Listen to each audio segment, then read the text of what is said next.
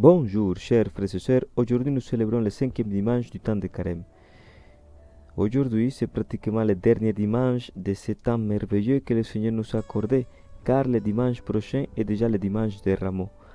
La liturgie nous parle de la troisième et dernière catéchèse baptismale tirée de l'Évangile selon Saint Jean. Il y a 2 dimanches, les 2 dimanches derniers, nous avons écouté tout d'abord comme le Christ est l'eau vive qui désaltère notre soif.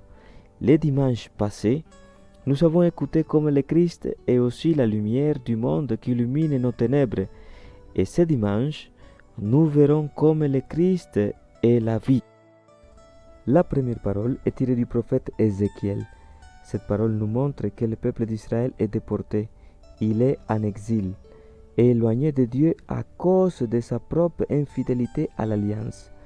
Le peuple d'Israël a expérimenté l'obscurité du sépulcre, mais Dieu offre à son peuple une nouvelle promesse pour que le peuple puisse retrouver l'espérance et puisse parvenir à une vie nouvelle. Je vais ouvrir vos tombeaux et je vous en ferai remonter, ô mon peuple, et je vous ramènerai sur la terre d'Israël. La deuxième parole est tirée de Saint Paul apôtre aux Romains. Cette parole nous rappelle qu'à travers notre baptême, nous sommes appelés à une vie nouvelle.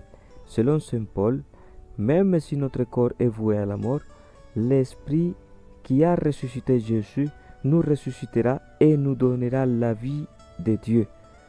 Pas la vie selon la chair, mais celle de l'Esprit. C'est pourquoi il nous invite à être cohérents et à vivre en tant que fils de Dieu. Enfin, nous avons l'évangile de ce dimanche qui nous parle de la résurrection de Lazare.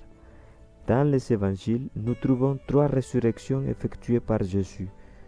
La première résurrection que nous trouvons, c'est la fille de Jaïr que Jésus lui-même ressuscite. Ensuite, nous avons également la résurrection du fils de la veuve de Naïm. Et enfin, nous avons cet évangile que nous allons écouter aujourd'hui, que nous contemplons aujourd'hui, c'est la résurrection de Lazare.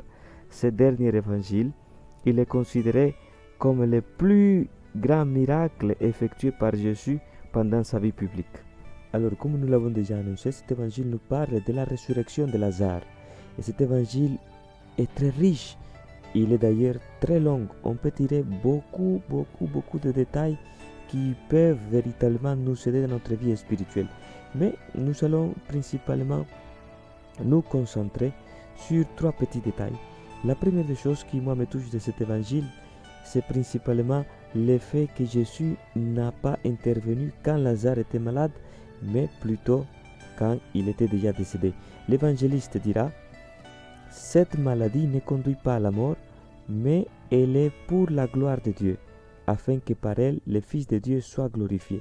L'évangéliste, à travers cette expression, nous montre que c'est Jésus lui-même qui crée cette situation pour qu'il puisse intervenir et que la gloire de Dieu soit manifestée.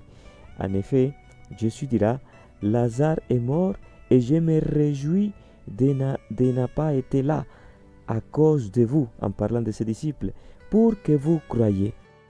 Alors, la première question qu'on pourrait se poser, c'est pourquoi Jésus se réjouit de la mort de son ami Lazare? Eh bien, l'Évangile nous l'a déjà dit. C'est pour que la gloire de Dieu soit manifestée, afin que vous croyiez. Et ça, c'est la parole que le Seigneur nous donne aujourd'hui. C'est ce qui veut nous dire cet évangile qui nous présente Jésus-Christ comme la vie. La vie. Je suis la résurrection et la vie. Et c'est un détail vraiment qui peut sembler illogique à notre tête, mais Jésus-Christ nous le dit clairement, c'est afin d'expérimenter la gloire de Dieu dans la vie de chacun de nous. Il y a un deuxième détail qui me touche profondément et c'est la parole qui dira à Jésus, enlevez la pierre. Enlevez la pierre. Lazare qui était déjà mort depuis 4 jours, qu'il sentait déjà, qu'il était déjà presque pourri. Et son corps était déjà pratiquement en décomposition. Et Jésus-Christ demande quoi? D'enlever la pierre. C'est ce que le Seigneur vient faire dans la vie de chacun de nous. Il vient enlever la pierre. Qu'est-ce que cela signifie? Cela signifie enlever toutes les façades que nous avons mises de manière extérieure, mais qu'à l'intérieur de nous, c'est la mort. Je suis sûr que dans les cimetières, nous avons tous remarqué des jolies maisonnettes, on dirait, des tombeaux qui semblent très jolis, qui sont pleins de marbre, qui sont pleins de fleurs, qui ont de jolies phrases, etc. Mais qu'est-ce qu'il y a en bas de tout cela?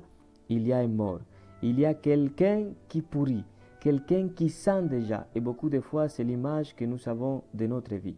À l'extérieur, nous pouvons sembler des personnes très intelligentes, qui savent tout faire, qui sont très bons, etc. Mais qu'est-ce qu'il y a à l'intérieur? À l'intérieur, beaucoup de fois, nous sommes pleins d'égoïsme, nous sommes pleins d'injustice, nous sommes pleins de péchés. Et le Seigneur nous montre que c'est lui véritablement qui peut nous sauver. À travers son amour inconditionnel, il vient enlever cette pierre, il vient enlever toutes ces façades, il vient enlever tous ces masques que nous avons mis. Le Seigneur, il veut rentrer dans les zones les plus obscures de nos réalités. Et le Seigneur nous touche à travers cette parole pour que nous puissions ressurgir, pour que nous puissions venir à la vie, pour que nous puissions véritablement aimer, pour que nous puissions pardonner, pour que nous puissions être miséricordieux envers les autres personnes. La troisième et dernière phrase qui me touche aujourd'hui, c'est quand le Seigneur dira: Lazare, viens dehors, sors de ton tombeau.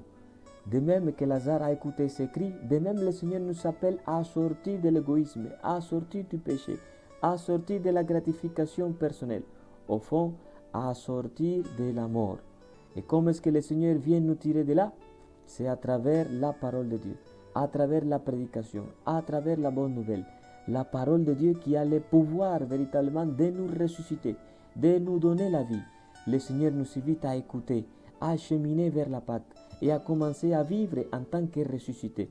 Il est important que nous puissions commencer à vivre d'une manière différente, à croire en Jésus-Christ, à croire que Dieu a manifesté sa gloire en lui et que lui veut la manifester dans la vie de chacun de nous. Alors courage, chers frères et sœurs, laissons-nous toucher par le Seigneur, laissons-nous toucher par son amour, laissons-nous toucher par sa miséricorde. Le Seigneur n'a pas peur de notre putréfaction, de nos mauvaises odeurs, de nos péchés, de nos injustices. Laissons-nous plutôt transfigurer par son amour, par sa miséricorde. Croyons en Jésus-Christ et nous verrons la gloire de Dieu manifestée dans la vie de chacun de nous. Je vous souhaite un bon dimanche, accueillons cette bonne nouvelle, accueillons cette parole et que Dieu Tout-Puissant vous bénisse. Au nom du Père et du Fils et du Saint-Esprit. Amen.